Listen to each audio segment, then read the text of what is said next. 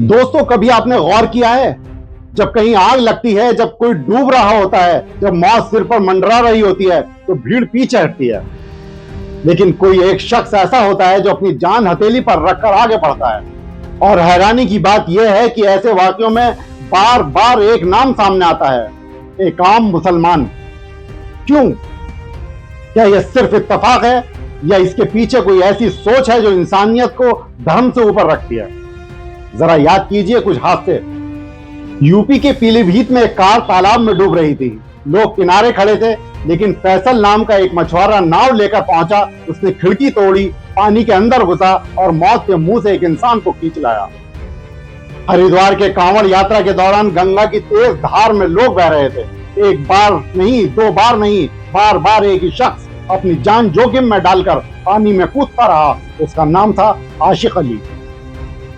फिर कश्मीर के पहलगाम में टूरिस्टों की नाव पलट गई। चारों तरफ चीखें थी, लोग मदद के लिए पुकार रहे थे। तब रऊफ अहमद डार पानी में कूद गए। उन्होंने कई लोगों को बचा लिया, लेकिन खुद वापस नहीं लौट सके। अगली सुबह उनकी लाश मिली। सोचिए, जो लोग बचाए गए उनके नाम तक को वो नहीं जानते थे।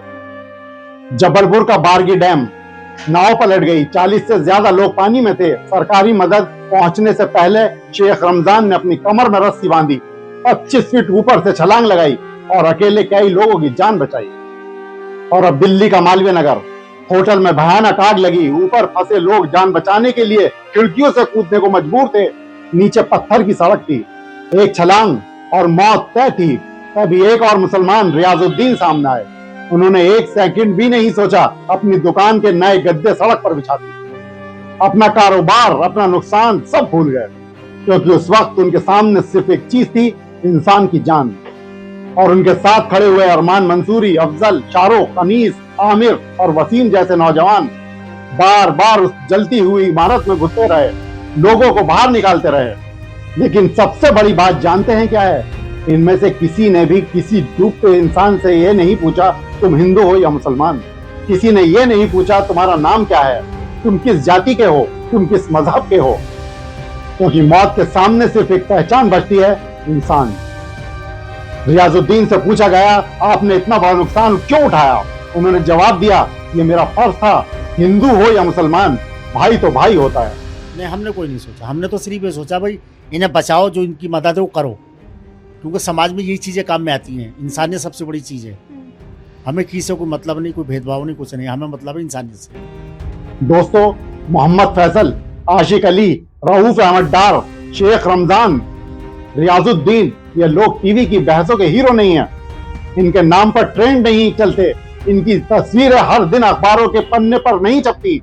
लेकिन जब मौत सामने खड़ी होती है, जब लोग अपनी जान बचाने के लिए भाग रहे होते हैं, तब यही लोग अपनी जान की परवाह किए बिना आगे बढ़ते हैं। क्योंकि एक सच्चा मुसलमान सबसे पहले इंसानियत देखता है। उसे डूबते हुए इंसान का मजहब नहीं दिखाई देता, उसे जलती हुई इमारत में फंसे लोगों की जात नहीं दिखाई देती। उसे सिर्फ एक जान दिखाई देती है, और उस जान को बचाना अपना फर्ज दिखाई देता है। यही इस्लाम की तालीम है, यही इस कौम की पहचान है कि अगर एक इंसान की जान बच जाए तो समझो पूरी इंसानियत बच गई। रऊफ अहमद डार अपनी जान देकर चले गए। रियाजुद्दीन ने अपना कारोबार सड़क पर बिछा दिया।